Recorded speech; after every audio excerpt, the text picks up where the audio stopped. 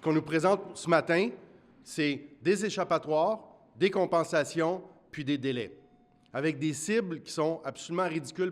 Cet exercice-là, pour moi, il est au mieux cosmétique, probablement hypocrite, assurément irréaliste, et il ne donnera aucun résultat environnemental probant de quelque façon que ce soit. Le gouvernement fédéral a finalement dévoilé cette semaine ses cibles de plafonnement des émissions de gaz à effet de serre pour l'industrie pétrolière et gazière. Ce secteur d'activité le plus polluant au pays devra réduire ses émissions de GES du tiers d'ici 2030. C'est la première fois qu'un pays producteur impose de pareilles normes que le gouvernement a soigneusement rédigées pour s'assurer qu'il s'en prenait aux émissions et non à la production pétrolière, ce qui n'a rien fait, vous l'avez entendu, pour calmer les critiques de part et d'autre. Pour en discuter, je retrouve le ministre de l'Environnement et des Changements climatiques, Stephen Guilbeault, aux Émirats arabes unis, à Dubaï, où il participe à la COP28. Monsieur Guilbeault, bon dimanche, merci d'être avec nous. Ça fait plaisir, Daniel.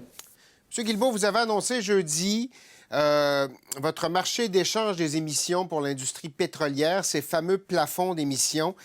Dites-moi, quelle est la différence entre ce que vous avez annoncé et une bourse du carbone? En fait, c'est la même chose. C'est une autre façon de décrire la même réalité. Donc, ce qu'on appelle communément le système de plafonnement et d'échange, ce que le Québec utilise en termes de fixer le prix sur la pollution avec la Californie. L'Union européenne utilise également ce mécanisme-là. Il y a plusieurs autres États dans le monde qui le font.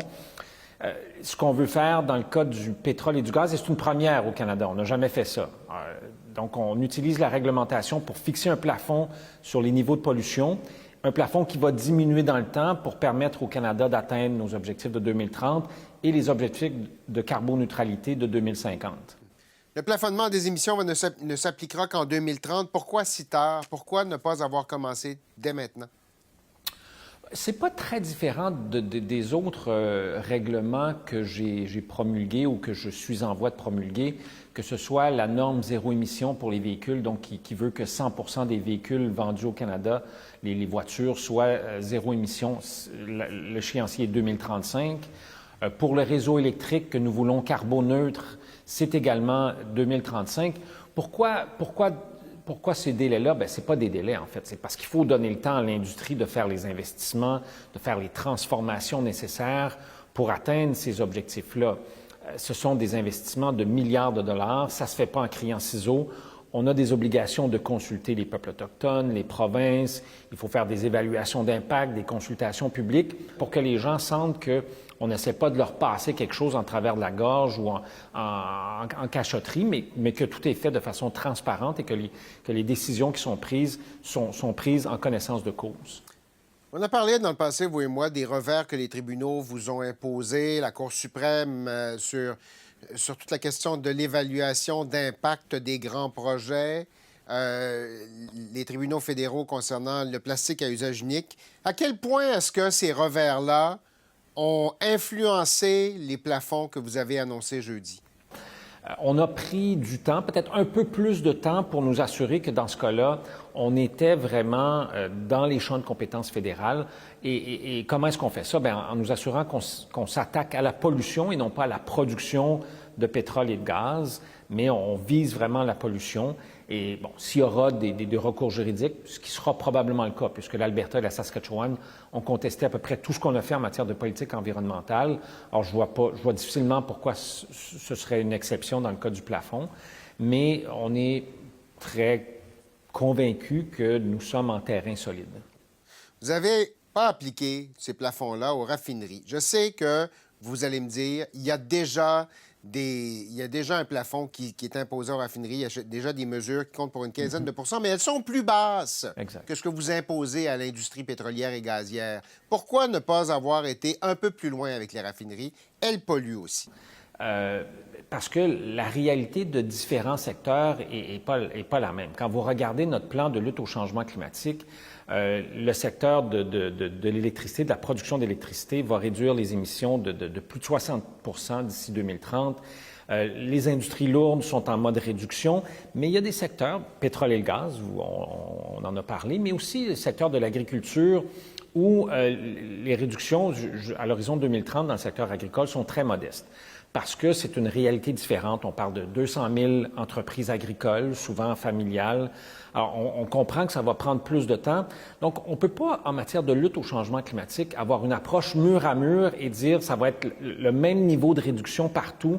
Les technologies ne sont pas les mêmes, les temps nécessaires pour déployer les solutions, les investissements ne sont pas les mêmes. Alors, on progresse, mais il reste du travail à faire. Les provinces, les groupes environnementaux, l'industrie pétrolière ont tous été critiques à l'endroit du plan que vous avez annoncé jeudi à Dubaï.